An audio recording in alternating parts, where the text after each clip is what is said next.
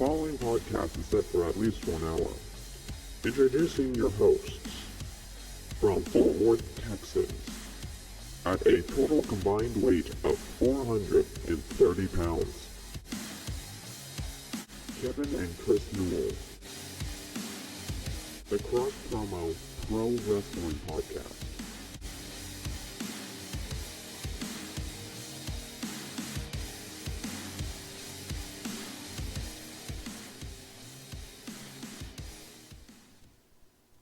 How's everybody doing today? I'm Kevin. He's Kevin. I'm Chris. We're the Cross Promo Pro Wrestling Podcast. Well, welcome everybody. We're trying to do a new thing. We tried to do this whole thing live. Earlier. Wasn't working. Wi-Fi kept going in and out. So we're going to do something new and see how this goes. I hope this works. I really do. I do apologize if this has been an inconvenience for everybody that loves to watch us live, and we love to talk to you guys. But things just, I guess, aren't working that way. So I guess in a way we are. I was going to announce that we were going to go this route from here on out. Or I guess it was like sort of this route, something like that. I forget like the specifics. We were originally going to go ahead and just go ahead and do our podcast this way, and it may be a little extra work as far as to get the audio out and everything, but that's okay. And again, we do apologize for those that love to come in on our live and everything, but with things going on with our technical stuff and our setup, it's not to where we want it to be with our show yet. We do have plans, of relocating and getting a better setup and better image equipment and everything. Because I know right now you guys are looking at us like, why are these guys so freaking blurry? I apologize about that. Does it get more blurry? How many fingers am I holding up? You're holding up 5. You can see that. Alright, just wondering. Okay. Anyway. So just want to let you guys know, I think from here on out, we'll probably do it this way. Again, apologize to you guys that look forward to see us live and everything. But I think this is probably going to be the best way. I mean, Chris, your thoughts on the whole thing?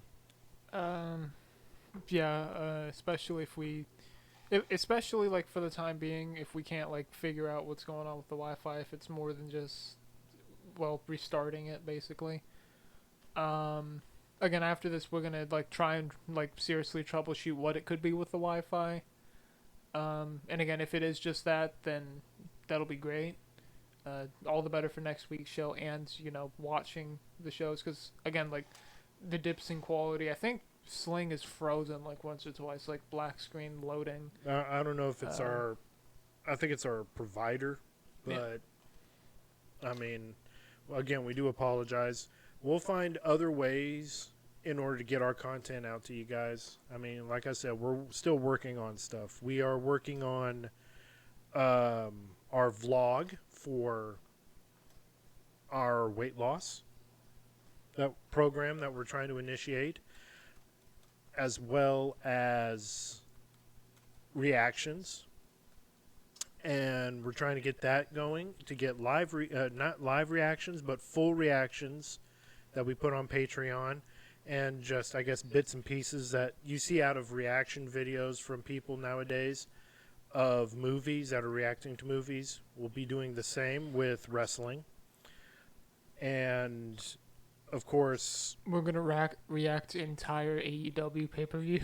No, I'm joking. I hope. Yeah, you better be joking. Because that would be like, 4 or 5, maybe 6 hours? That is ridiculous, Plus, we'll get some interviews. I know we got some that we're trying to get lined up. Definitely.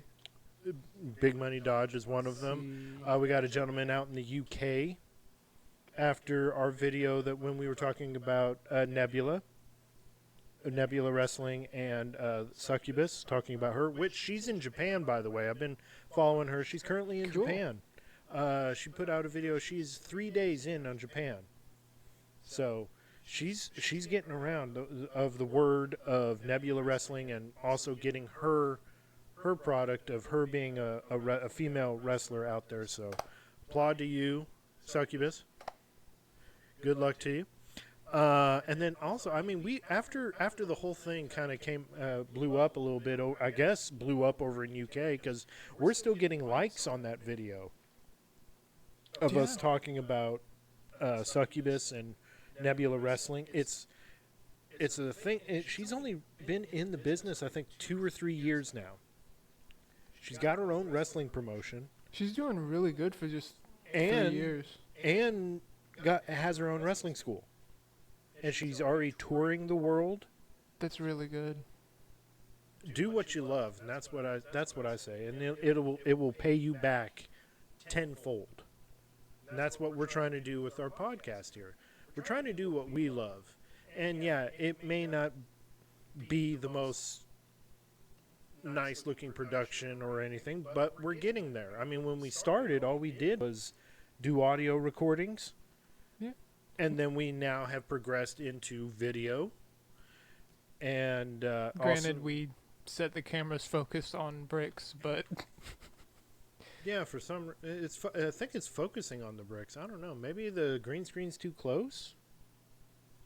I don't know. We'll no.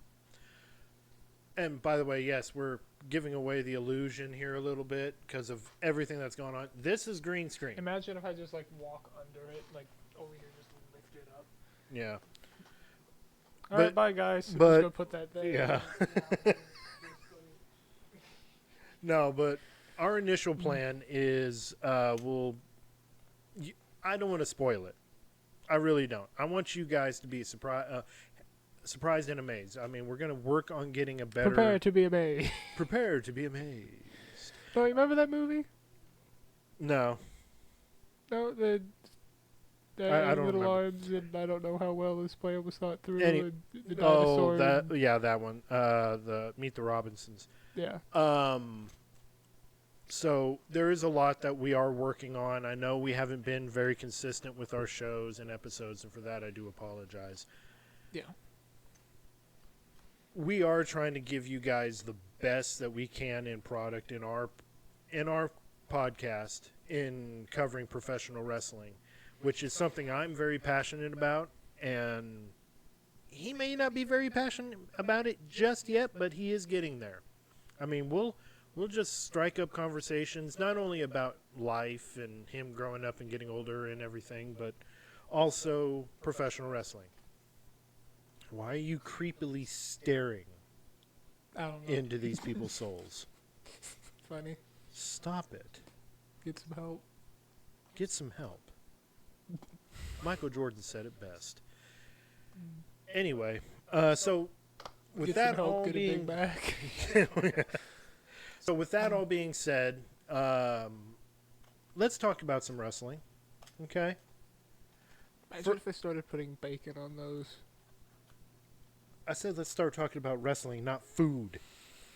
Which, by the way, after we get done here, we got to get dinner going. Anyway. So, it's been a while since we last talked with you guys about professional wrestling, and we witnessed the Cena pipe bomb, as it were. Didn't see it. Really? You were right there. Don't do that. I had to get one, can't see me joke in there because it was Cena. Right. That's my one can't see Cena joke for this episode. Or for the year, really. Anyway, what are your thoughts? Episode. Yeah. For this episode. But what are your thoughts on that whole John Cena promo on SmackDown when he slammed Punk through a table? See, that was what, 2 weeks ago, maybe? 2 weeks ago. Maybe now three. 3 weeks ago. Yeah, say 3 weeks. From what I remember, I would say was not expecting the Claudio reference. That still stands out. And again, I was also like taking notes at the time, so like, yeah. Again, reference to AEW, and I don't think he went by Claudio Castagnoli in WWE. He went by like some other thing, right? Cesaro. Yeah, yeah, that's what it was. And let's see, I wasn't the biggest fan of it, if I'm honest with you. A lot of people were over here like, oh, that was the best heel Cena promo so far this year. I didn't like it because, me personally, after I watched the original CM Punk promo, it was just basically word for word, and then Cena just, okay, let me put it to you this way. You have a song that you like, or movie, okay? Or better yet, a song because it deals with words. You have a song, okay? And Words. you listen to it over and over and over again. And say 10 years later, someone has come along and covered the song, and it got popular, but they reworded it, but it's basically the same exact song. Beat, everything. It didn't go from pop to punk. It didn't change any musical genre. It just changed a little bit of the lyrics, but everything else stayed the same. I got another comparison that's pretty much the same thing. Star Wars, right? Yeah. It's just kind of funny because I'm wearing a Star Wars shirt. But A New Hope versus Force Awakens versus Top Gun Maverick. No.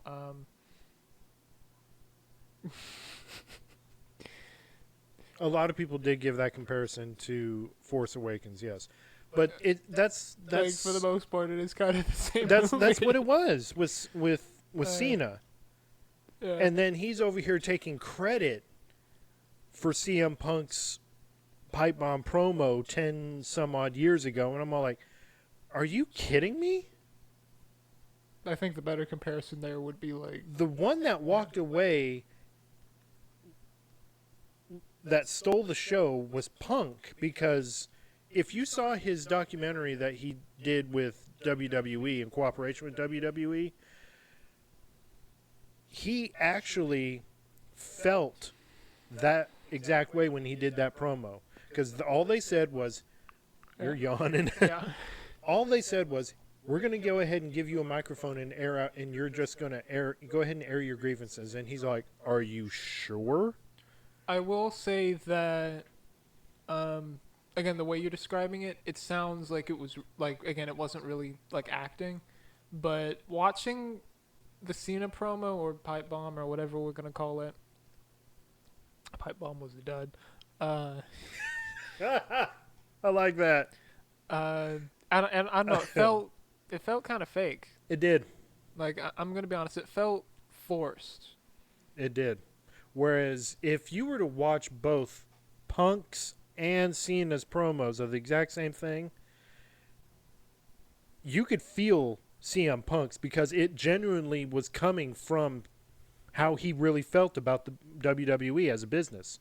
Yeah. Cena, it's just to mock. That's all it was. It was just used to mock, and it didn't make him look good. But a lot of people were over here, oh, it was a great promo. It was the best promo. Really? Apparently you haven't been watching wrestling long enough. No offense to you, of course. Oh.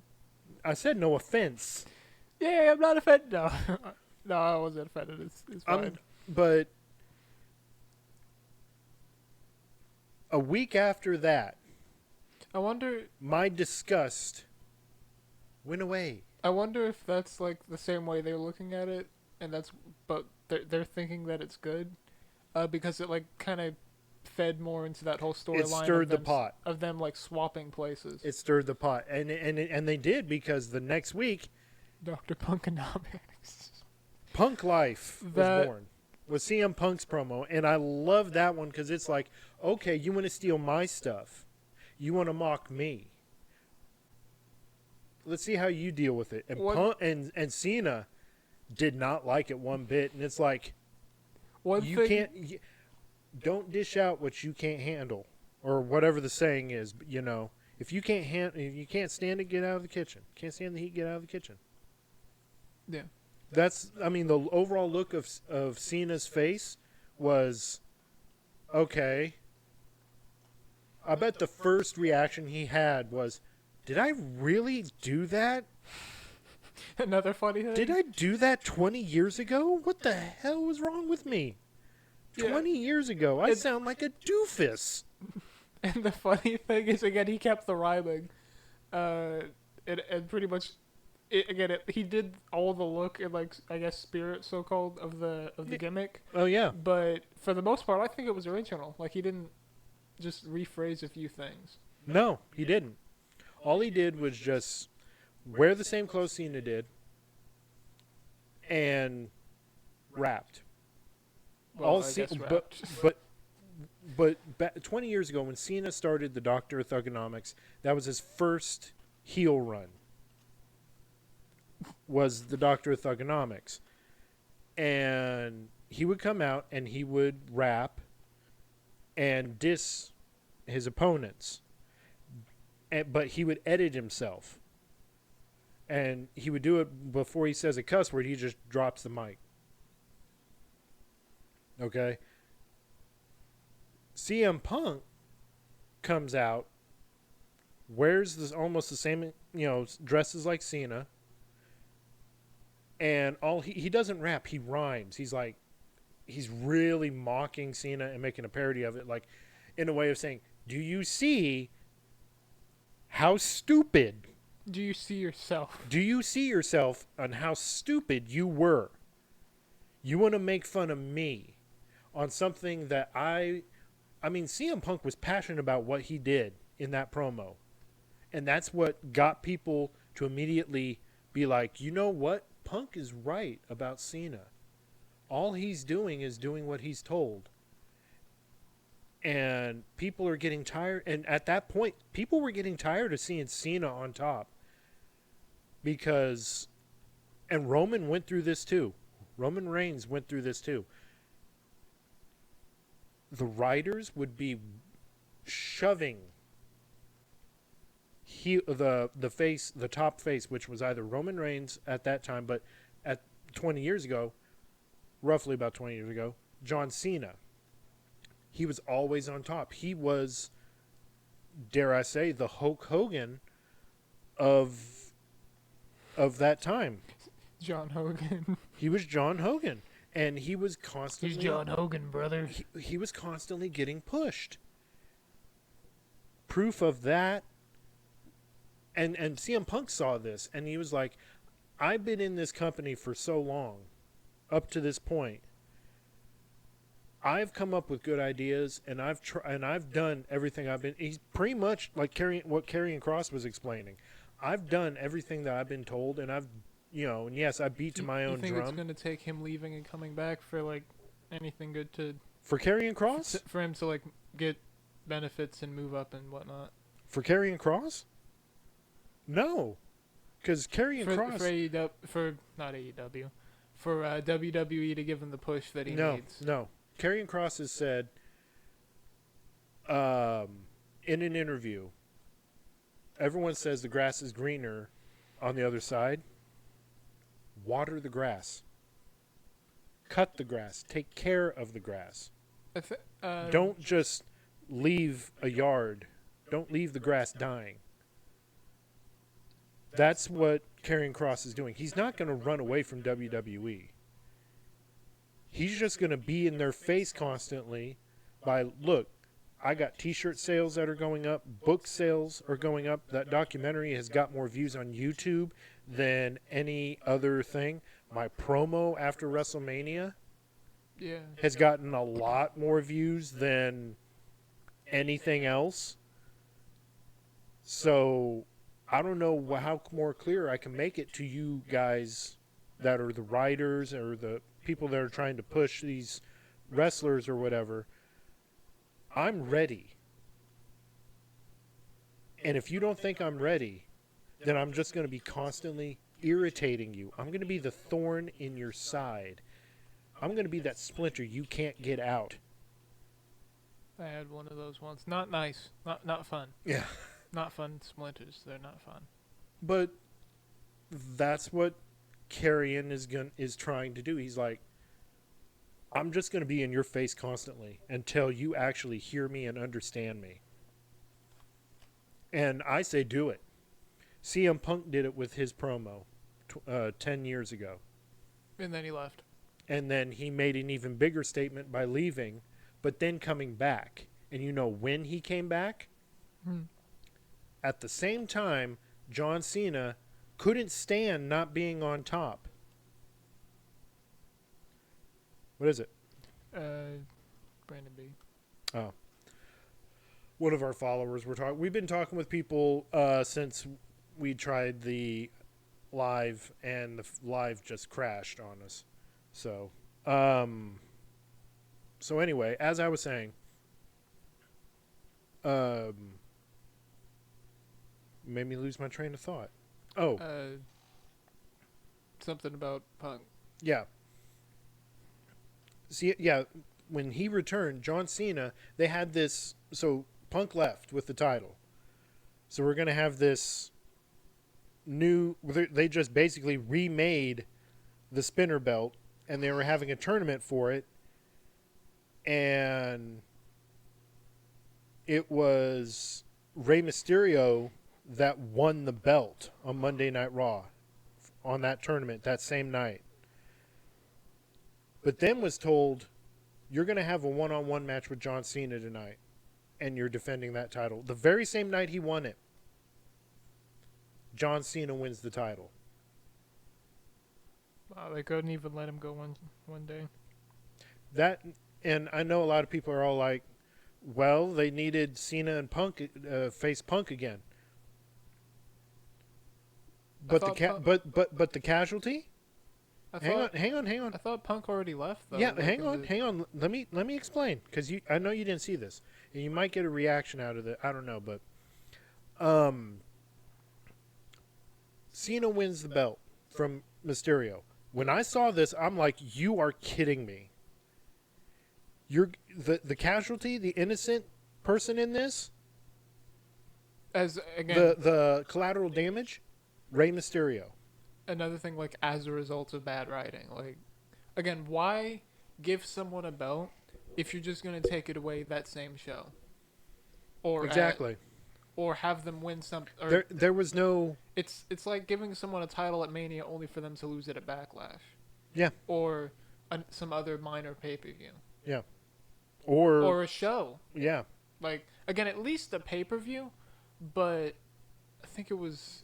It's happened twice in what you just referenced, losing it on a show. Again, after Kofi Kingston won his championship, the WWE Championship at WrestleMania. Can't remember how many days later, and I'll look into this and everything, but like he's just talking like off the top of his head, right? Off the top of my head, yes. But Kofi Kingston wins the belt at Mania, wins it from Daniel Bryan. Or Bryan Danielson, however you want to look at it. I don't care. He actually, I think Cage Match said that he had like a dark match. Hey, you're jumping all over the place right now. Hang on. You're doing that. Don't do that. And then this other time, no. So he won the belt at Mania, or as everyone dubbed it, Kofi Mania. I can't remember how many days later, or how many weeks or months, or he was champion. Brock Lesnar comes in and faces Kofi for the title on SmackDown. Kofi loses. Yeah. Within less than 10 minutes. Oof. That's even worse. Yeah. Then, and I said this when it happened with... Was it at least the main event? I can't remember. No, it was... I think it started off SmackDown. Yeah. Exact reaction I had when I saw it. That has got to be... Let's fast forward to 2025. That's pretty high up there on the list of bad booking, really? Bad writing. Well, what we witnessed a couple of weeks ago, Jey Uso beats Gunther for the world title, and then here it is on SmackDown. I mean, not on SmackDown, on Raw.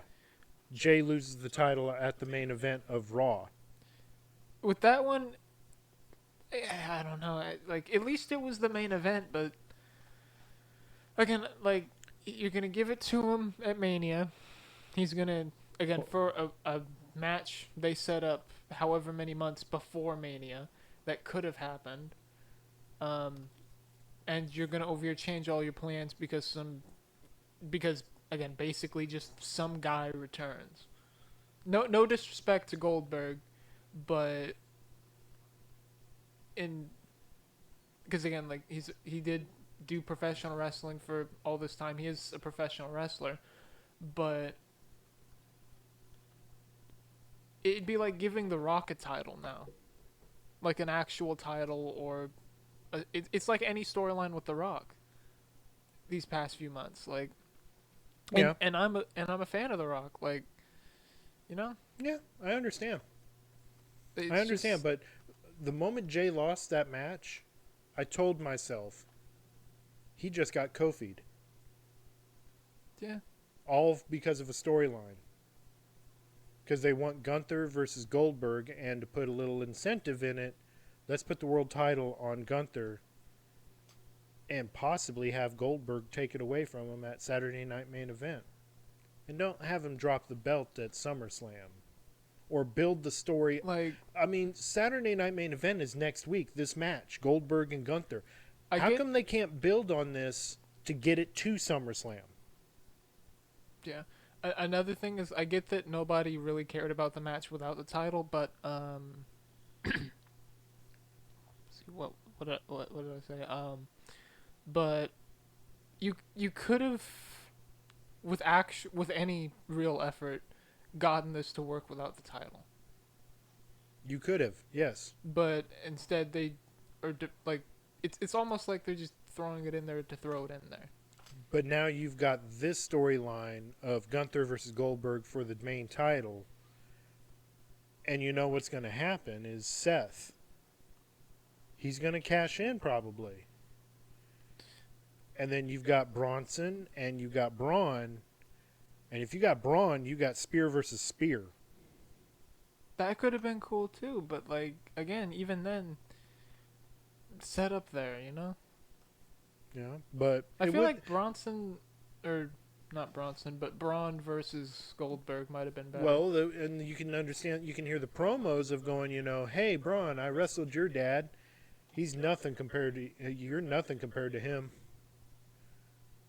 Yeah, I feel like that would have been better. And again, you wouldn't need a belt. No, it's because it goes back to storyline. Like, say, and I know WWE may be watching this or listening to this, and I understand you guys have been a company for 50 plus years. We get it. And you guys got writers, you got a writing team, and we understand that the whole thing. And no, we're not in the, and we understand we're not in the professional wrestling business. We don't own a promotion. We don't wrestle ourselves. For legal reasons. We get it. Okay? For legal reasons, all we are a father and son that are fans of professional wrestling and decided to make a podcast and just speak as fans about how we feel as fans of what we're seeing. And as fans, that's something I would do in 2K. Exactly. In like GM mode, where I would like put a title on a match I don't think normally would do the best, but I'll just try and like quickly make a storyline for it just to get at some event that they're doing. But with this, you could have built a better storyline. And I'm again not saying we're professionals at this. We're just fans. But I've been a fan of a better half of 30 plus years, and I've seen really good writing, and I've seen really good matches, and I haven't seen, and then there are times I haven't seen really good writing, I haven't seen really good matches. I watched the Diva era, where they thought a good match at a pay-per-view is women just, the way to win, get her in her underwear. I don't think that qualifies as not seeing a good match. I think that qualifies as seeing a bad match. That's seeing a bad match.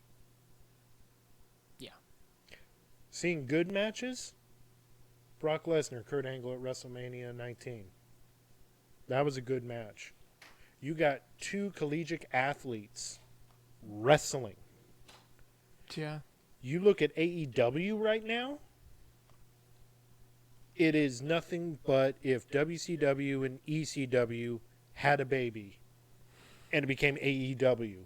Because we got multi-person matches. We got matches that are not making sense on why they were put together. We've got giant NWO type clicks. Even another thing, right?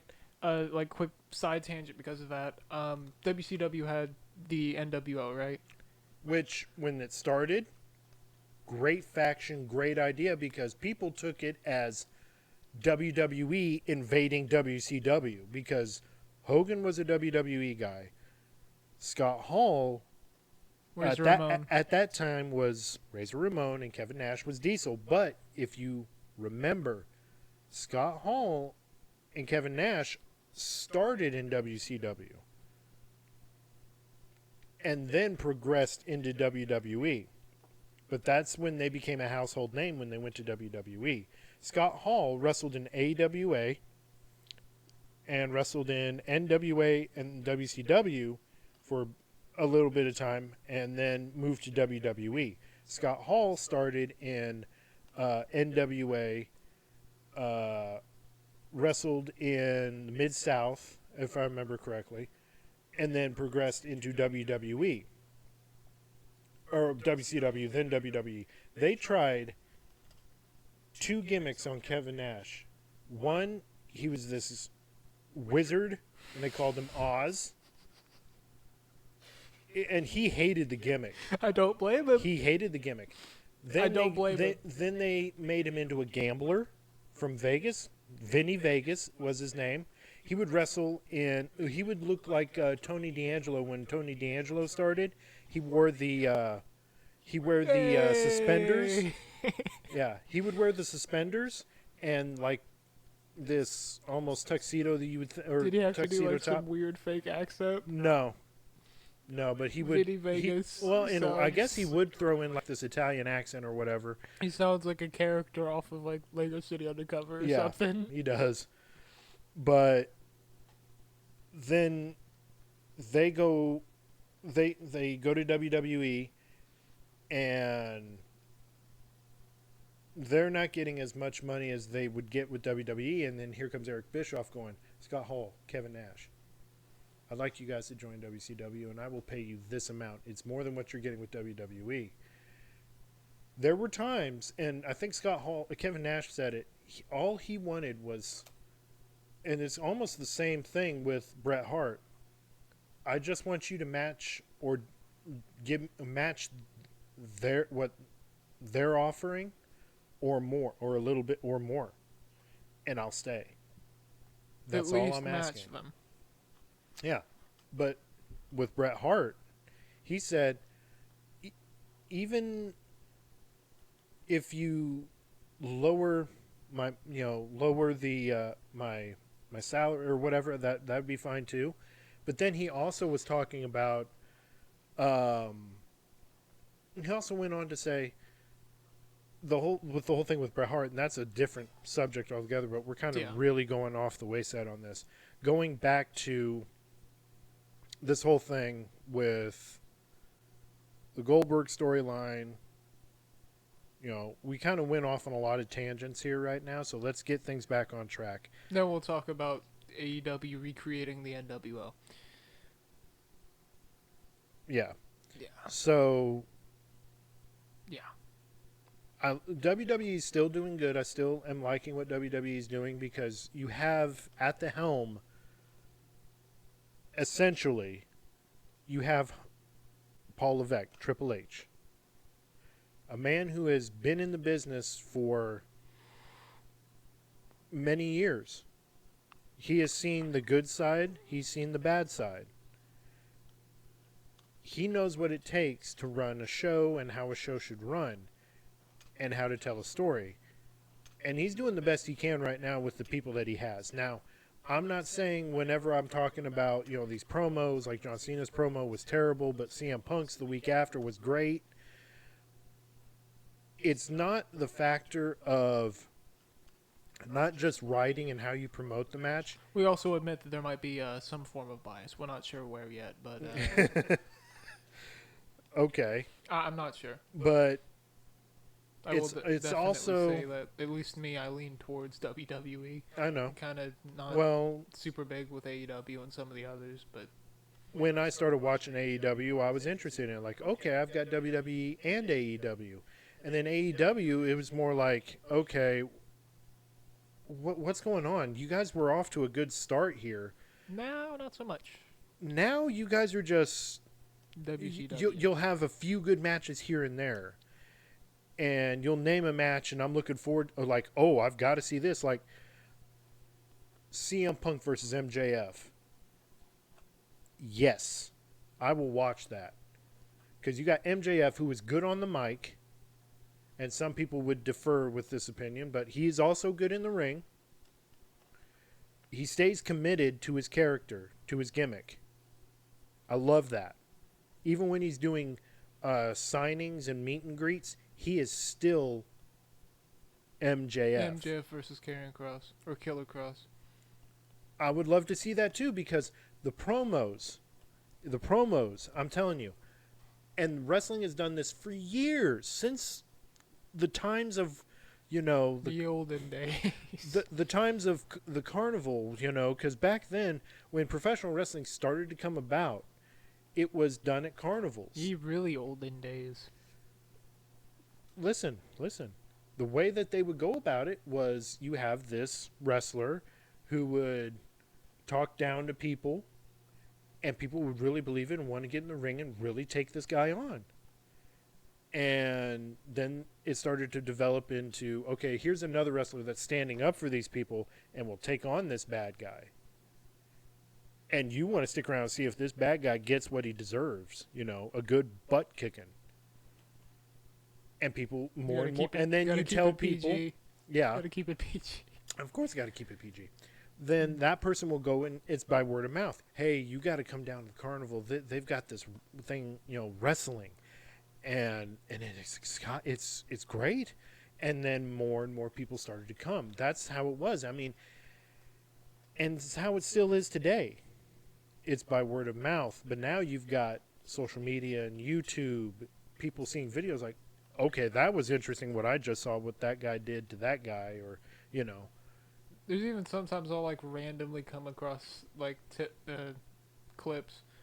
I think a few might be from New Japan, but just some of it's kind of funny, some of it's kind of crazy, and then RoboCop. Oh, you saw that, yeah. Yeah. And again, seeing it out of context, I don't know if any amount of context will make any of that make sense. But that was wild. Yeah. I could never imagine those two coming together. Yeah. But, I mean, as fans, we will criticize. Actually insane. But at the same time, we're still going to watch and enjoy. We'll be like, I didn't like that promo, or I didn't like that match, but I still want to see what happens with the next promo or the next match that's going to be coming up later tonight, because I want to see what happens. I want to see the outcome, I don't want to miss what could be a big subject or be talked about a lot, So, yeah, that's what I've done as a wrestling fan. Because there'll be times where I'm sitting there and I'm like, yeah, I'm not really too invested in this match. Because back then, matches were somewhat thrown together. And sometimes didn't have promos. So it's like, because you would have a main heel guy. Main heel guy. Well, you'd have a heel wrestler that would take on a guy that's local, like a local independent wrestler, or a not well-known wrestler that no one knows, and will beat him within 5 minutes or less to just to establish dominance. Like, this guy is powerful. Look what he did with this dude. Granted, we don't know who he was, but imagine if he took on so-and-so. because of his power or his submission hold that he has. What if he took on, that guy? And that would happen, and then you would get the promos. You would get those vignettes where you would have like a blue screen background of their name, their gimmick name in the back, and whatever image or whatever that is of their character, and them looking straight at the camera cutting a promo. And it wasn't face to face. Especially now that you're talking about it a certain way, I wonder if wrestling is kind of it. I guess maybe it doesn't have the same magic necessarily it used to have, especially with like kayfabe and stuff like that. Yeah, since everyone is kind of caught on to it and everything, and go, oh yeah, that's those guys aren't really mad at each other. They're not enemies towards one another, because I just saw them in a bar 2 weeks ago, having a drink and having a good old time. And then I see them the next week in the ring mad at each other and fighting each other. A lot of, that's what kind of hurt.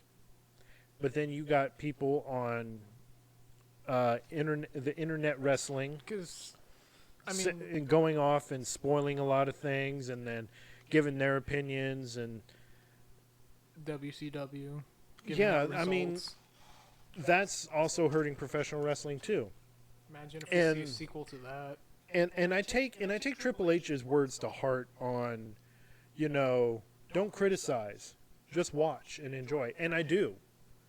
But there are times a part of me is like, I wouldn't have gone that way. Going back to the Gunther, Jey Uso, Goldberg thing. Have the title match. Have Jey defend the title against Gunther on Raw. We already know we're wanting to probably see Goldberg take on Gunther. Have Goldberg come out and don't have this title match on Raw. Have it at Saturday Night Main Event. Though even that would have been better. Have it on Saturday Night Main Event. And it looks like Gunther's about to take this title back. And you're like, oh my gosh, Jey could actually probably lose it right here. He's done so well up to this point. Goldberg comes out, costs Gunther the title. Yeah. Costs him winning the title. Gunther's going to take that personally and want to go after Goldberg. And where can you do it best at? Especially if SummerSlam. Especially if it's like revenge for something that Gunther did to Goldberg. But then I know people that are listening, and I'm sorry that I interrupted you. No, it's good.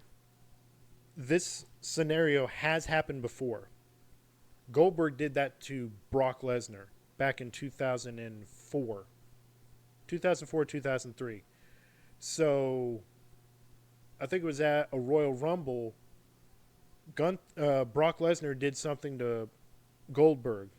So Stone Cold Steve Austin being the GM of Raw, Brock Lesnar's on SmackDown, Goldberg's on Raw. Stone Cold gives Goldberg a ticket to No Way Out, which is taking place in February before WrestleMania, and the main event is Brock Lesnar taking on Eddie Guerrero for the WWE Championship. Goldberg is there at ringside watching this match, and Brock Lesnar catches on and has Goldberg removed from the building.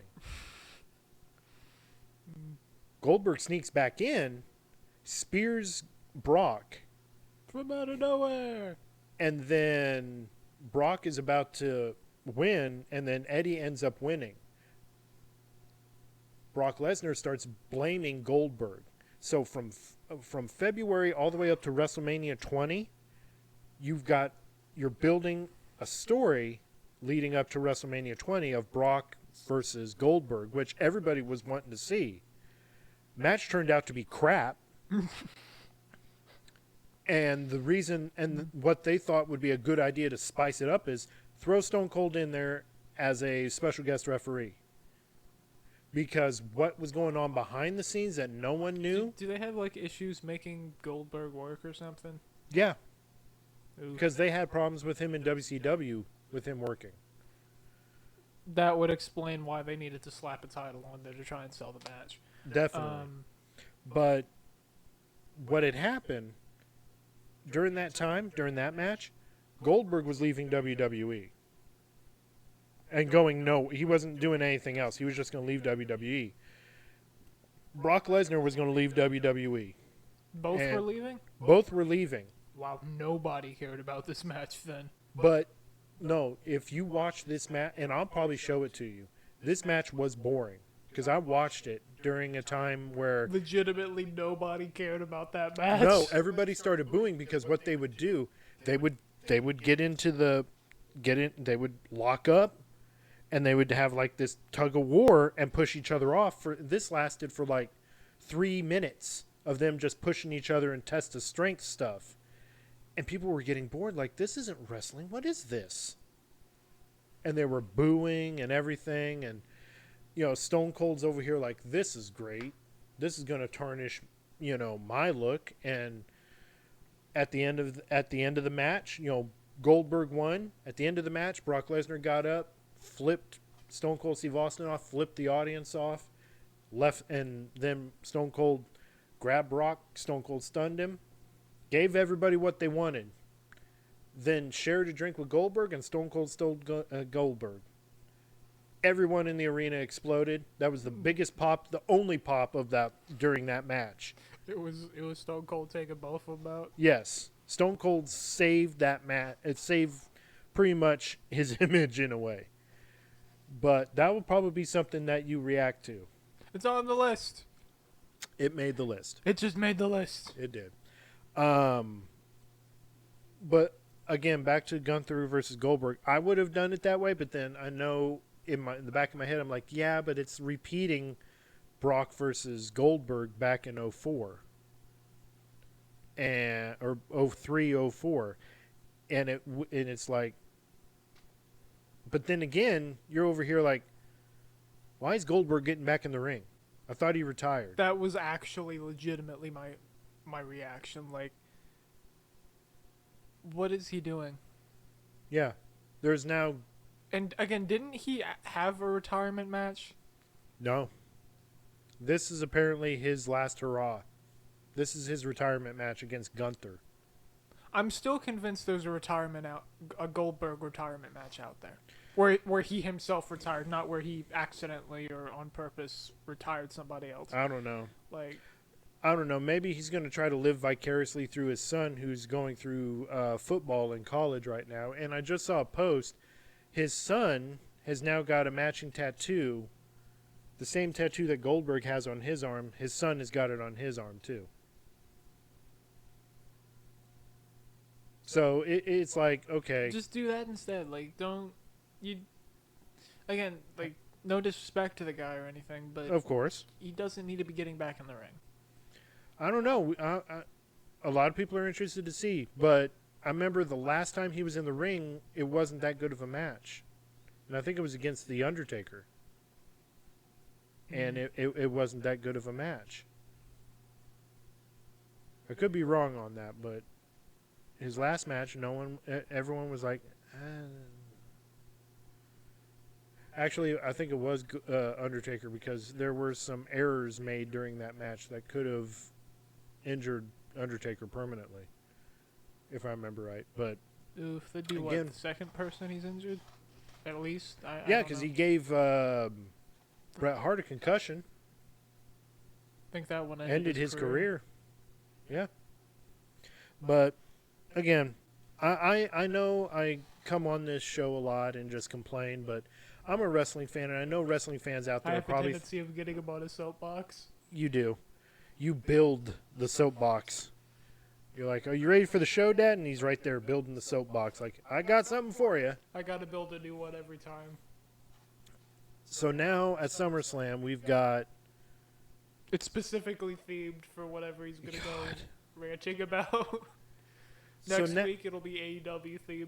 No, we can still talk. We still got some time here. We'll talk about AEW because we got All In coming in on next week. Twice. You do that every time. You point out the obvious. Stop it. But you got it coming into our home turf here. And I honestly feel right now the matches they have, not interested. I'm not. Even the main event of I know. Page versus Moxley, I'm not interested. That's like the only match I can really think of. I again just finished Collision. Tony Storm and Mercedes Moné. That's another one. But I'm not remembering most of the matches that they announced. I can't either. Then again, I also don't really pay attention to announcements, so there's that too. Like, even with WWE, I don't really try to remember dates and times and where everything's at. As a fan, I've learned to do so. Because it's like, I'm probably going to watch the event anyway.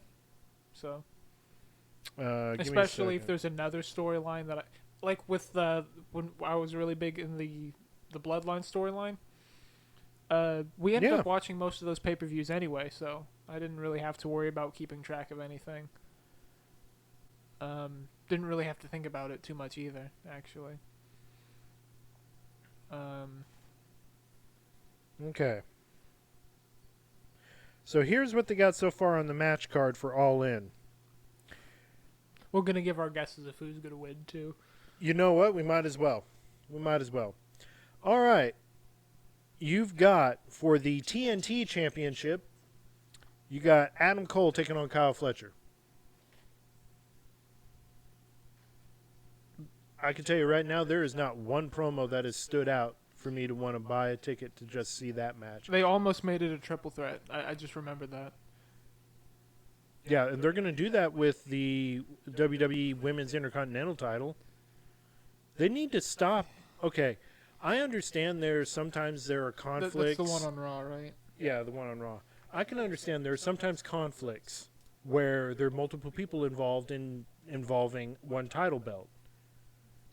But it's starting to become repetitive. Yeah, that, and sometimes it's, again, we saw the one with the Women's Intercontinental belt. That one I saw coming a mile away, and I'm not even the one that's doing all the predicting with a lot of this stuff. That's usually Dad's job. Yeah, but I saw it coming a mile away right there. It's going to happen, and it's probably going to happen at Evolution.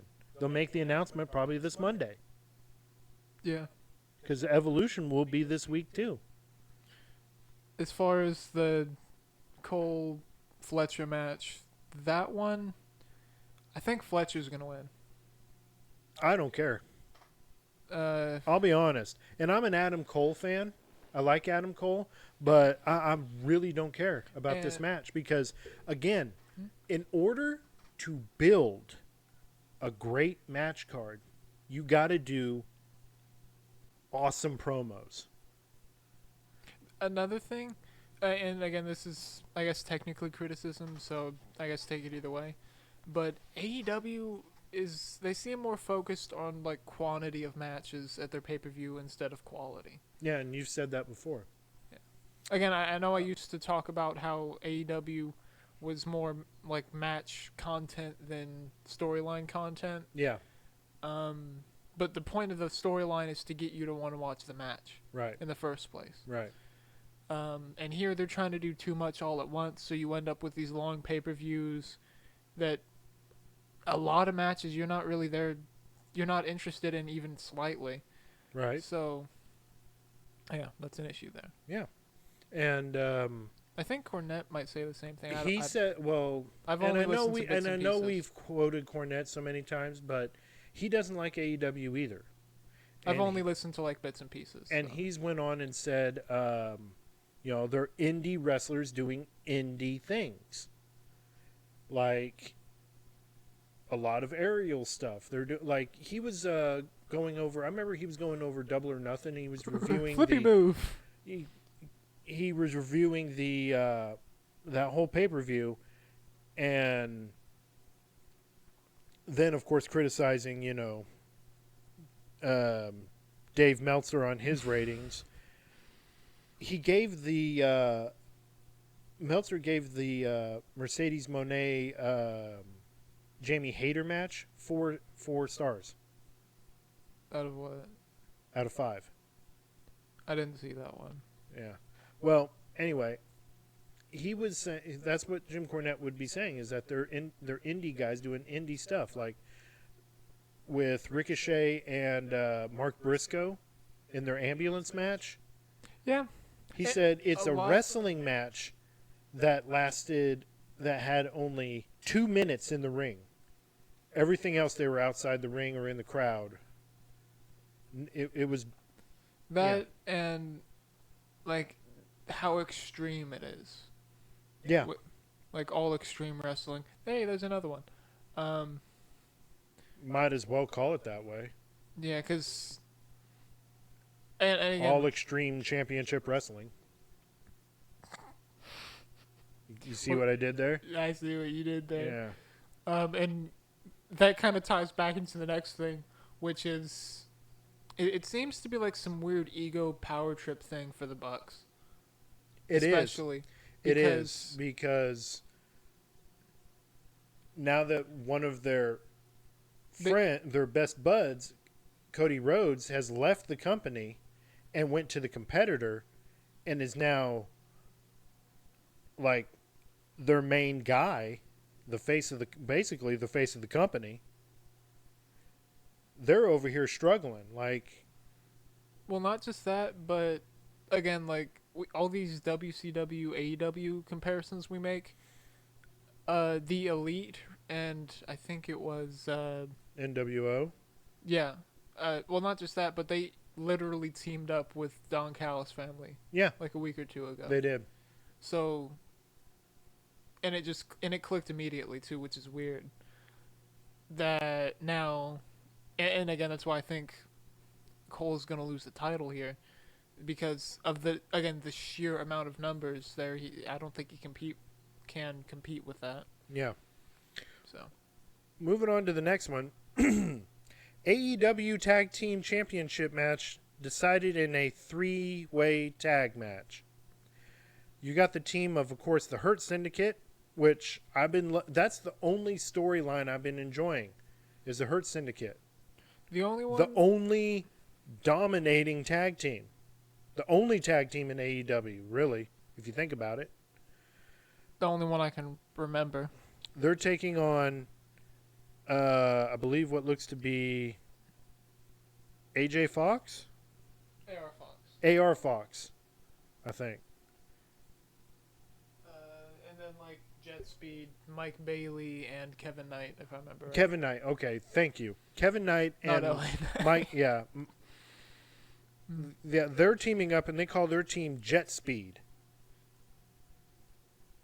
Has no... I don't get the name either. But then they're also taking on, in that match, the Patriarchy, which is Christian Cage and... That sounds like a 4-way Wayne... match. Nick Wayne. I think it sounds like a 4-way No, it's match. a 3-way. You got the Syndicate defending their titles against 2 other teams. The Patriarchy and Jet Speed. For a second there, it sounded like you mentioned like other names. So again, that goes back to, wait a minute, we can't just have the Patriarchy take on the Syndicate, but then the Syndicate is supposed to be a heel faction. Now that they've got MJF, it's a faction. Yeah.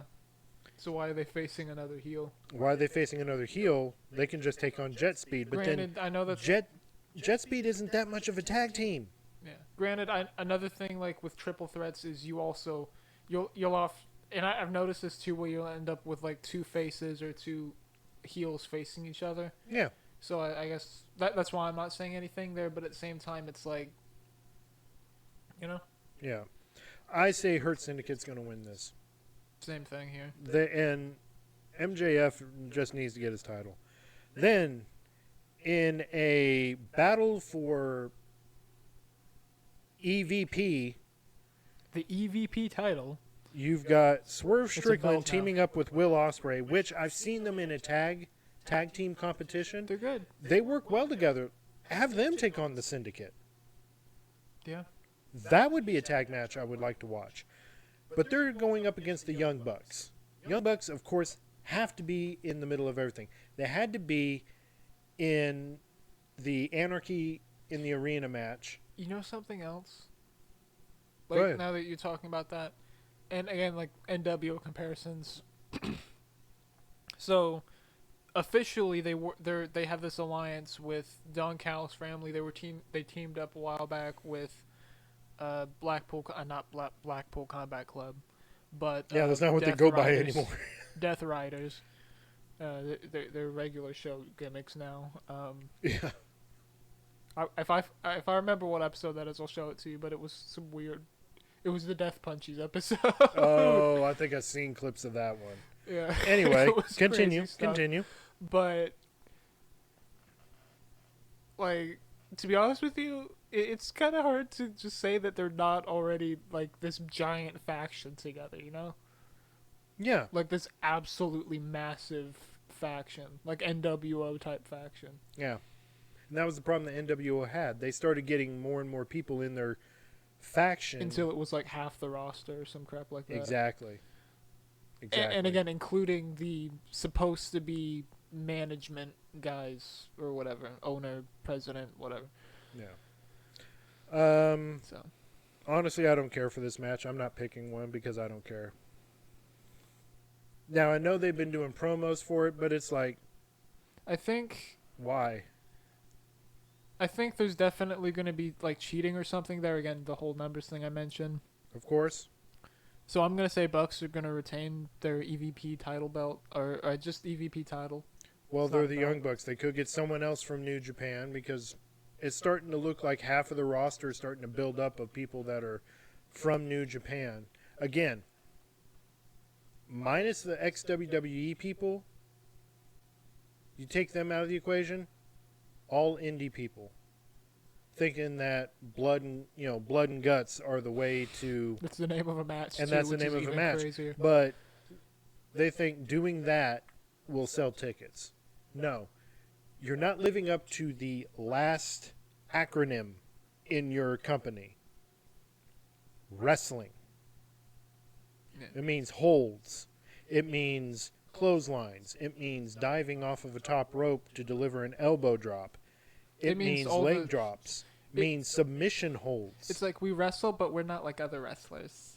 No, because we got to bring in a furniture every single We're not time. like your average wrestler. We bring in Sorry. chairs, we bring in kendo sticks, we bring in bats, we bring in We bats fight with each spikes, other. we bring in tables, we bring in fire. I mean, Fire. We bring in everything. We bring in hypodermic needles now.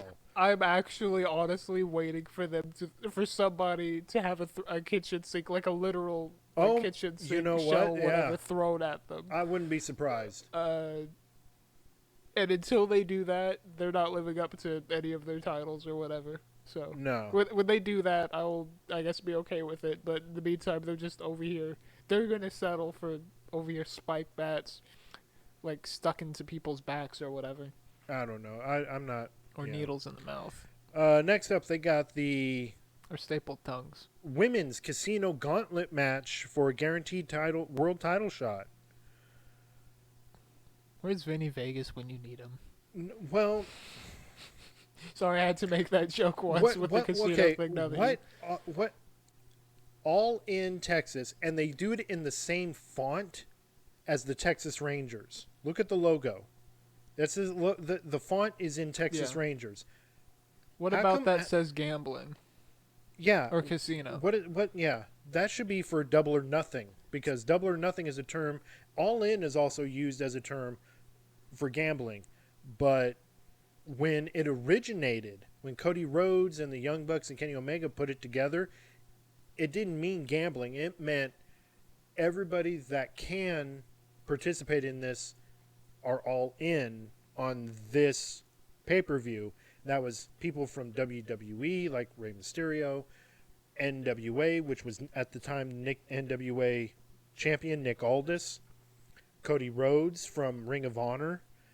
I mean, it was a plethora of people coming in to one pay-per-view, and they were all in this one pay-per-view. Hence, all in.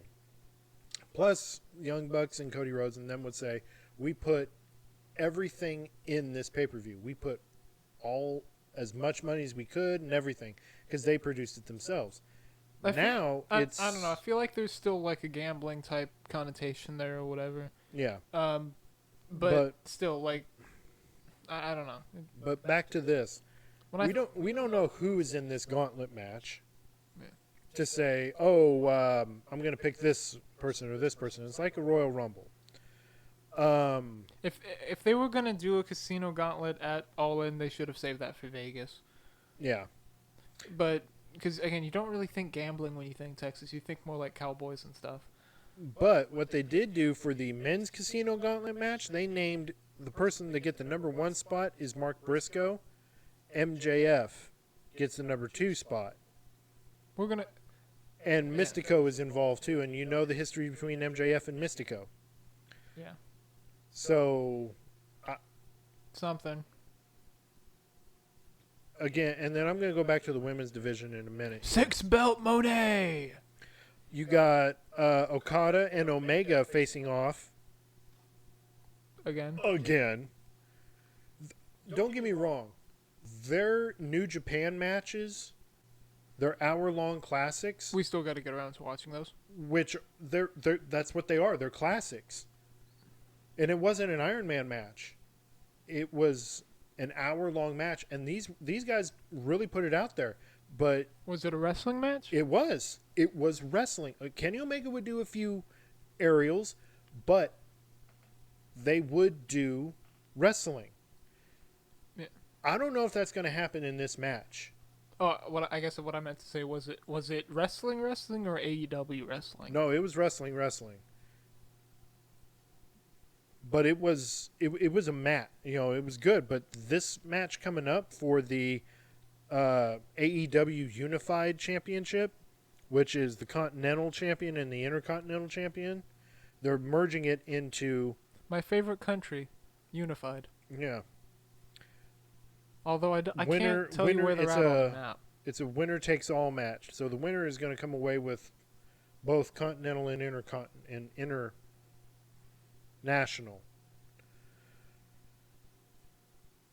So wait, it's intercontinental and international. No.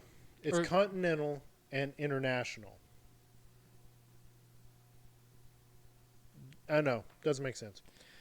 That does not make I saw any sense. Kenny Omega and the microphone's covering your face again. I seen Kenny Omega and Okada fight in New Japan, and I love those matches.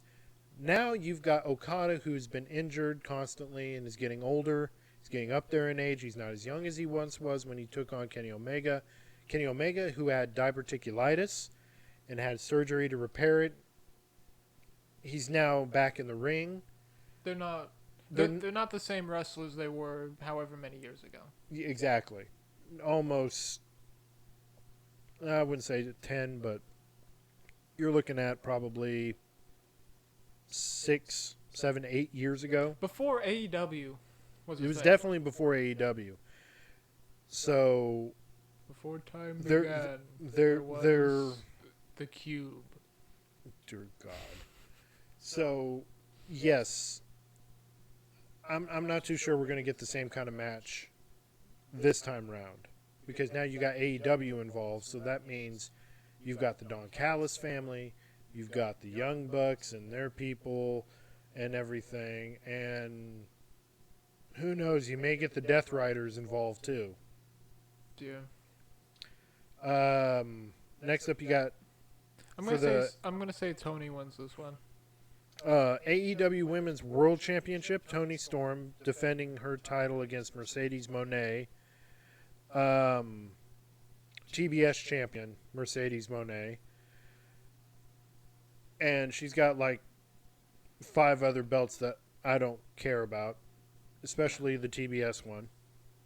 I just know she's going by like 6-belt Monet or something. Yeah, It's well, like the only reason why she's doing it is because she's trying to find relevance in professional wrestling, where she felt she wasn't relevant in WWE. It's like the little girl that never got daddy's attention and now is on her own and getting daddy's attention, or trying to get men's attention. well, that and like another thought I had was like the whole Becky 2 belts thing. Yeah. What if this is like her version of that? Oh God. That's how I'm looking at it. Like, Then that's just a form of jealousy. yeah. And again, like most of the Full Horsewomen, they're not really where they used to be. No. And again, in my opinion, they've seemed to have fallen off, especially more recently. And definitely in the case of Monet.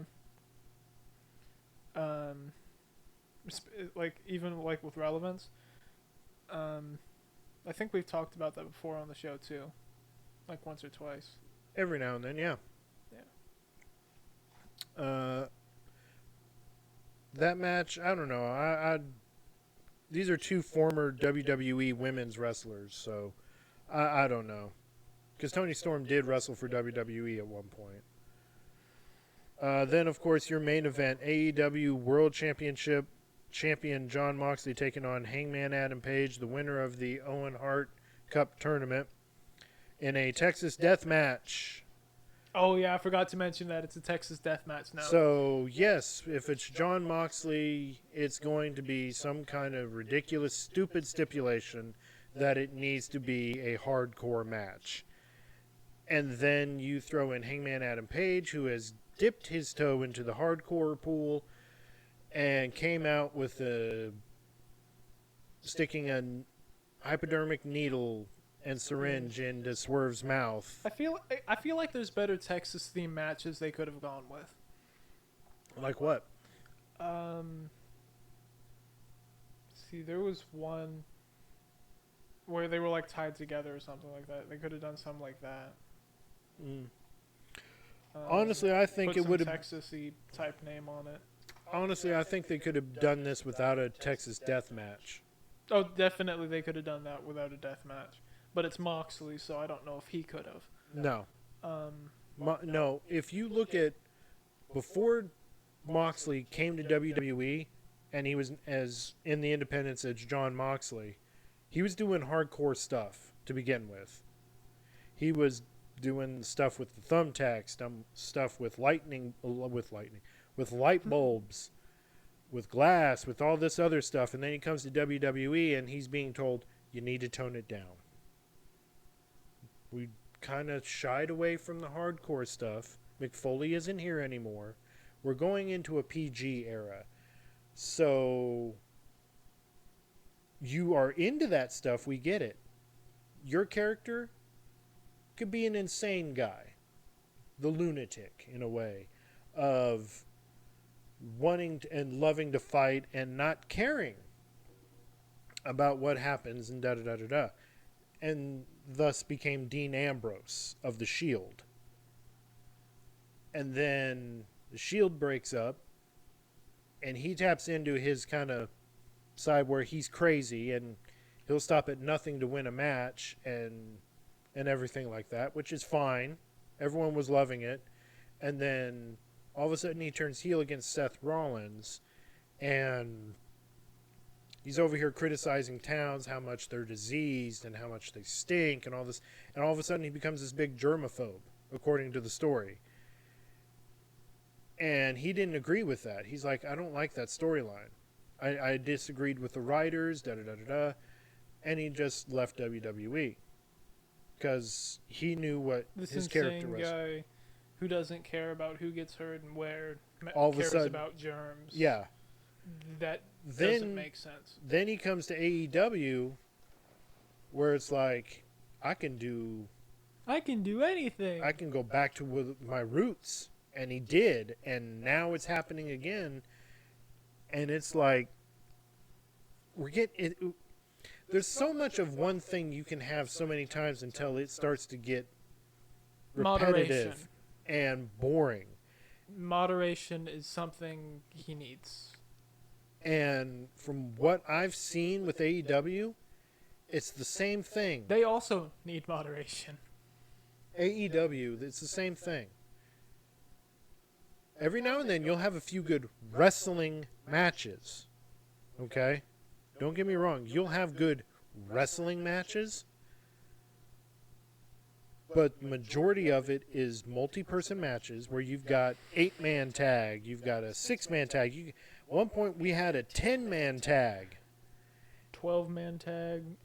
We had multiple. I think there was a 14-man tag at one point. Yeah. And it it's was all at, people like, that are not a Grand team. Slam Mexico. Yeah, and it's people that are not a team. You had a few members of a team team up with another team or individual guys to take on a faction. And it's like, this is not making any sense. And now I'm kind of starting to wonder if, again, AEW has backed themselves into a corner with all these different guys on their roster that they're not doing anything with, that now they have to do something with. People are wondering what happened to Keith Lee. Yeah. And he's over here on social media saying, and people are going, oh, he's injured. And he's coming out on social media, I'm not injured. I'm perfectly fine. I'm ready to go into a ring and compete. And I think the reason that people assumed he was injured is because it's AEW. Yeah. And, like, almost every time, anytime someone, especially big names, like, go away for a bit or a while or anything like that, it's because of an injury. Oop. It's all good. Yeah. I think even, like, with Danhausen, the first thing we were assumed is that he was injured. Well, by the way, the news with Danhausen, he's a father now. Yeah. So congrats to him. Yeah. It's cool. I mean, I've been criticized for my wrestling opinion. Very nice. Yeah. I've been criticized about my opinions about wrestling many times before, and I get it. Everyone's going to have their difference in opinion, and I'm not forcing my opinion on anyone. I'm just trying to get my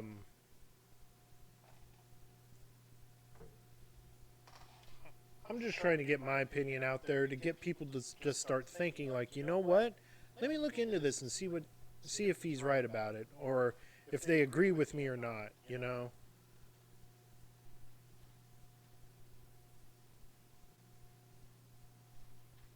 Oh, and then I just remembered something else about the John Cena pipe bomb.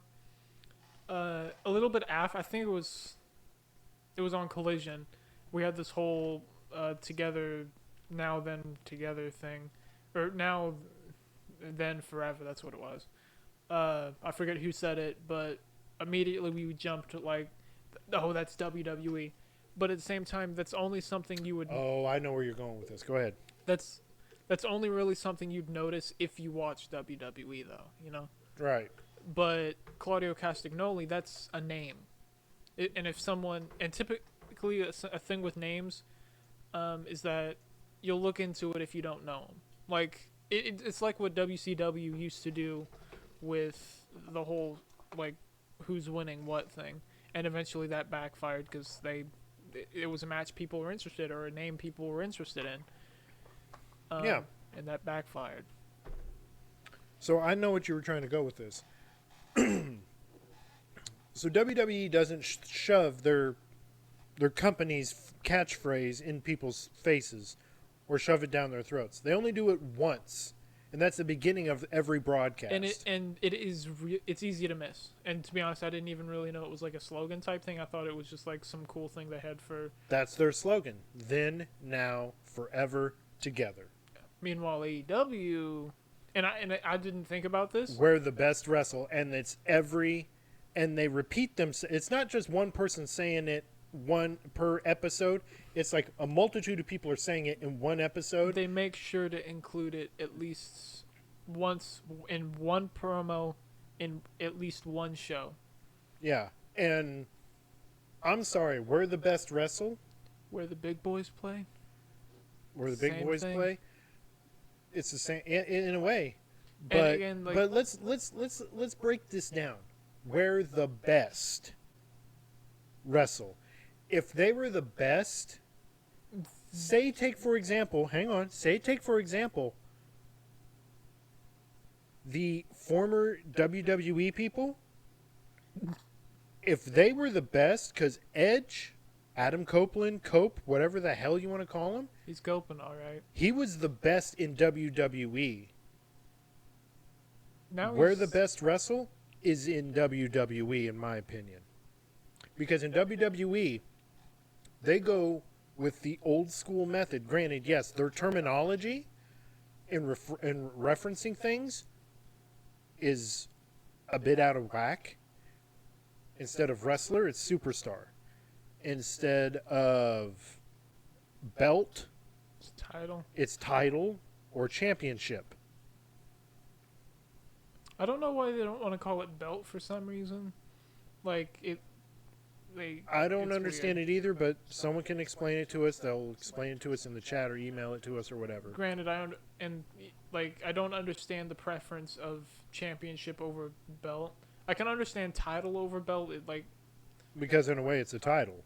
Yeah, but and I've gotten used to saying it, and it's still short. Superstars instead of wrestlers. That one's weird. That, and I mean, Paul Heyman did it mentioned it in a promo when it was the Alliance against WWE, and he said, "You made professional wrestling a dirty word, didn't you, Vince?" Because Vince started referring to the wrestlers as superstars in the late 80s, and Ric Flair said himself he's convinced that's when things started going downhill for professional wrestling, is when you refer to professional wrestlers as superstars. Not just that. You said what, late 80s? Towards the late 80s. 90s. Again, there was a lot going on at that time, not just in the world of wrestling, but everything else. And again, even with going back to what we said earlier about how it lost its magic with the bigger it got, and with stuff like social media, stuff like that. Yeah. I think that had a role to play, and then definitely calling them superstars instead of wrestlers. It sounds like a joke. Yeah. And then, again, the lawsuit with the pandas. We're entertainers, sports entertainers. Yeah. Then when they dropped the Federation for Entertainment, World Wrestling Entertainment, not World Wrestling Federation. Yeah, it's like, okay, so now you're really playing to the people that wrestling is that F word, fake. It sounds like a game or something. Yeah. But what I was trying to get at, WWE goes the old school route when it comes to wrestling, professional wrestling. You have the wrestlers promote the matches to the best of their ability, whether it is interviews or in the ring in front of a crowd. Okay? CM Punk has proved that time and time again, because he goes out there and does great promos and does great in-ring action and backs it up. That's the other thing. So the process is, you got to get these people into the building to watch a wrestling show or a wrestling event. The way to do that is through promotion or a promo. Yes, you could put out ads on TV, on commercials, on radio, in newspapers, magazines, blah blah blah blah blah. You can do that, but that's boring. But that's to grab your attention. But you're like, okay, why do I want to? And they'll name a match. It's like, why do I want to see these guys face each other? So they can look up on YouTube promos of these guys talking to each other of why they think they're going to win this match, or vice versa, or whatever. That's the purpose of the promo, is to sell your match, to promote the match. That's basically what the promoter does. He goes, okay, you guys are going to be facing each other off at the big event. You guys, up until that time, which is 2-3 months away, you guys need, or not 2-3 months away, but is a month away. I need you guys to build a story to get people to come and watch you guys hash this out in the ring. Yeah. That's the purpose of the promo. Then, if you want to, you could build the story even more by putting them in the ring to tell the story even further. That's perfectly fine too. And then still build to an even bigger event. Exactly. Yeah. Here's what AEW does. We're going to put you in matches constantly against this person you're going to be facing at this pay-per-view. Yes, you'll have a few interactions here and there. You may have a few in-ring promos. Da-da-da-da-da. It's like all over the place. It's scattered. It's not all that well organized. Like this whole thing with Moxley and Adam Page. What happened on Dynamite? That was the first time these two have ever faced off in the ring like that, in a promo. That's the first time. Yeah. Beforehand, it was just Page talking to Swerve. Swerve talking to Ospreay, and Page talking to Ospreay. You know, it was just, where's Moxley? We're talking about him, but we're not talking to him. Another example that I just remembered was the breakup of the Acclaimed. Yeah, They were huge in AEW, but overnight in just one match that was, again, like under 5 minutes. I think it might have been under a minute. After that, we just immediately forget about the Acclaimed. yeah, We don't show them anymore. Nothing happens. yeah. And now they're both singles wrestlers, and one of them is wrestling matches that end in under 5 minutes. He's become a jobber, is what they call it. Yeah. And that's how it is. It doesn't make sense. So And when you say, oh, sorry, go ahead. And again, just now realizing this, because again, as you talk, you realize some things. And what I just realized is Max Caster, the best wrestler alive. That's his gimmick right now, Yeah. right? What is AEW? We're the best wrestle. We're the best wrestle. And again, going back to that moniker, it's the same thing. going back to that slogan, I'm not seeing it. Okay? I'm really not seeing it.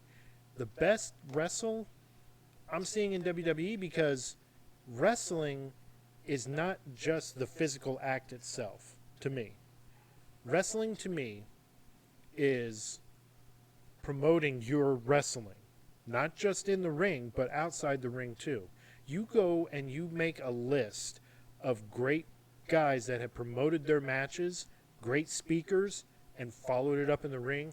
You've got Ric Flair, Dusty Rhodes, Superstar Billy Graham, Harley Race, and I'm starting like all the way back in the 70s here, okay?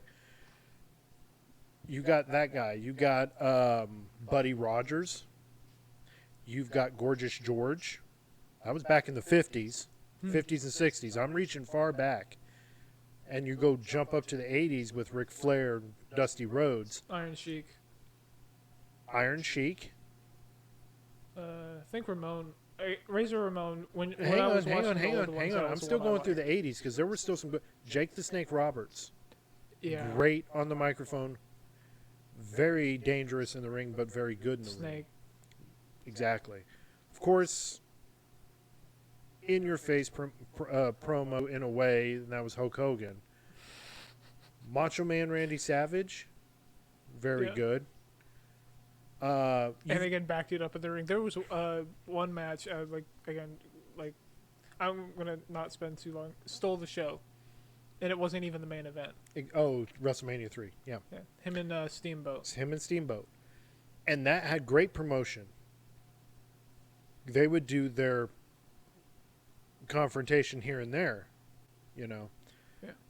Going into the 90s, you had Shawn Michaels, who was good on the microphone and great in the ring. You had The Undertaker, who had Paul Bearer help speak for him, but he would speak sometimes too. And a big thing with Undertaker, I think, was, again, the storylines, promotions, what was the things going on outside of the match. Because with a lot of these guys, I don't so much remember the matches, but more the storylines around the matches. Because that's what WWE was and is good at, is building the story. Yeah. You want to know why these guys are fighting. Yeah. You don't want to just be like, okay, welcome to our big event. You've got these two guys fighting. Why? Titles on the line. Okay. Then, you know, you're not intriguing me on why. You're not intriguing me on the why, and it makes no sense. Um, Does this say an hour 30? yeah, we're at an hour 30. It's okay. Don't worry. Yeah, that's alright. We're Um, just talking anyway. Yeah. But, yeah, the whole slogan, we're the best wrestle, I'm not seeing it. I'm really not, because you can't just be good in the ring and be crappy on the mic. You need to be good in both aspects. You need to be good at promoting not only yourself, but your opponent and the match itself and the event. You got to promote, multiple things. You're promoting, like I said, yourself, your opponent, the match that you guys are in, and the event. So people will be like, okay, I want to see him and him in this match that they're having for the title, and it's at this event. So I got to remember the name of the event. Yeah. And they'll mention it when they do their promos, So, like, Coming soon to Blu-ray and DVD. no, not No. like that. It's more. So at Saturday Night Main Event, I'm gonna take you on, and I'm taking that belt away from you. It's like, okay, they just named the event. They name the title, and you can see who it is. I like to see these guys really go at it, and they'll do the promo. I like this guy, but I look what do they not did. like that guy, something like that. Look what they did here lately with the Night of Champions match between Punk and Cena. The promos. Okay? Yeah. That's telling a story. Cena gets the upper hand one night on one promo, then he's down, while Punk has the upper hand the night before Night of Champions with his promo. That's what storytelling is. And it's a long, drawn-out story. It's not a one-night-only story, and then next is the event, and then they move on. No. This could be a long story that may last several events or a couple of events with one conclusion at a big, huge event. You can have this rivalry start, say, in the span of from January to April for WWE. The rivalry could start after Royal Rumble when one guy eliminates this other guy. Oh, you cost me my chance at getting this championship match at WrestleMania. I got to face you. So they face each other one-on-one on a television show, be it Raw or SmackDown, and go, okay, I see these guys are at odds with each other because both of them didn't win the Royal Rumble match, but this guy cost this guy the match. And the heel cheats to win. And the good and the face, the good guy, I got to face this guy again. He cheated to win. I need to beat him. Next match they have, either the face wins and the heel gets upset, or the heel cheats and the face is getting even more upset, like, I'm sick of you doing this to me, kind of thing. And it just builds and builds and builds, and then at this point it's like fire and ice. And the way to sell it is at WrestleMania. And it doesn't have to be a title match. It could just be a fiery feud, one-on-one. Yeah. And some WrestleMania matches were good that way. It was like, I just want to see these guys duke it out at WrestleMania. Like how I'm trying to think of a good rivalry that was not Bret Hart and Stone Cold Steve Austin WrestleMania 13. The submission match. Yes, it went around the arena, but it ended and it went around in the ring. The focus was getting him to tap out. Exactly. And I'm guessing that would require like holds and stuff. It would require wrestling moves. But it wasn't a title match. The focus was these two guys are really mad at each other, and Who they can did make the other quit first? and they did have a match at the year before at Survivor Series. And they have built up a rivalry and a story there. And that's how you're supposed to do it. With AEW, it's like, we'll put them in a rivalry, we'll start to build the story, but then all of a sudden they're going to get involved in this feud, and they're going to get involved in that feud and back and forth, blah, blah, blah, blah, blah, and they're going to get lost in the sauce, and the fans are going to be all like, wait a minute, this all started when these single individuals faced each other. Now they're a part of a group, and now it's a group fighting, and it's multi-man matches. Oh, now it's gotten serious to the point now we're getting cage matches. Oh, it's gotten even more serious to now we're just fighting with chairs and using weapons and not even wrestling, and we're trying to make each other bleed severely and see who could pass out from blood loss, you know. We're the best. This other guy's threatening to like blow torch or set on fire this other guy. And Yeah. I think that was what, Darby Allin, this other guy? I forget the other guy. Yeah. Where the best wrestle? I don't see it. All right. Well, I think that's going to wrap things up tonight. Enough hot takes for one episode. And that's enough people to get mad at us, or probably some people in the wrestling business to get mad at us. Or agree with us. Or maybe agree with us. If who knows? If you see, we're going to be putting this video out on YouTube.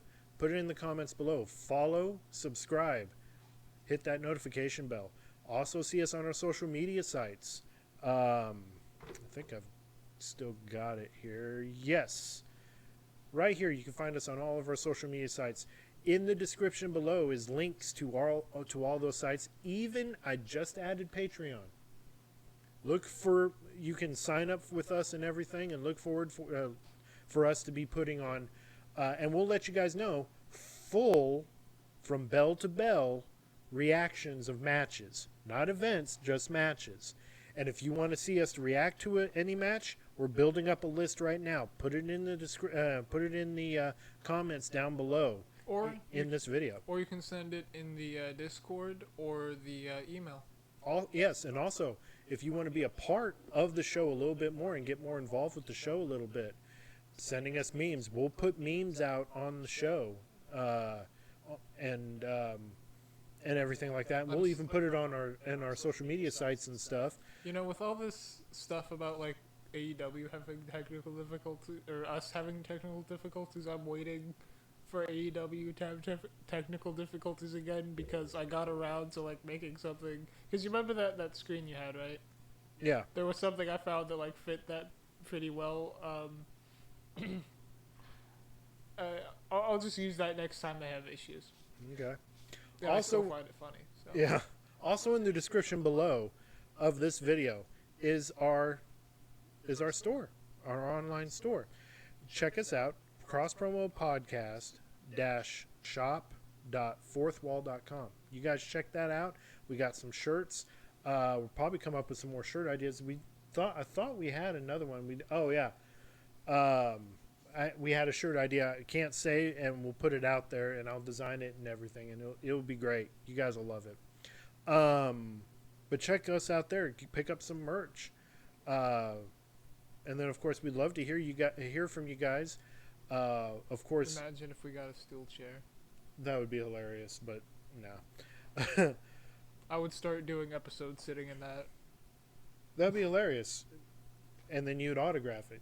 Buy now the chair that once had my butt in it. Anyway. It's funny. Anyway. We love you guys coming around and clicking on the video. If you clicked and watched the video all the way to the end here, thank you.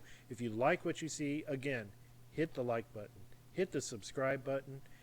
And hit the notification bell. And it'll give you notifications. And when we bring out video content, you'll get more of him yawning at you. It's been a long day for him, so forgive him, all right? Luckily, anyway. I didn't get hit any water bottles this stream. Or no, because there was none. Yeah. That will be soon to come back. Anyway. Yes. I'm working on one right now, son. Right here. Anyway. Yeah, we'll be here. It's going to be a long time coming, Yeah. so. And you can find, if you ever miss the video podcast, don't worry, we got you covered. We got audio. And you can find us new episodes on Mondays. That way you can get your week going and get you caught up on everything that you may have missed last week Or of us talking. either that or just us going on about like events that are happening, highlights that we can remember. Yes. And You made me lose my train of thought. I just remembered the whole Danielson Oh. match thing. Oh. Then you guys also just follow us on social media sites. Well, we'll be putting up notifications of when we go live, what will be happening on our show, things like that.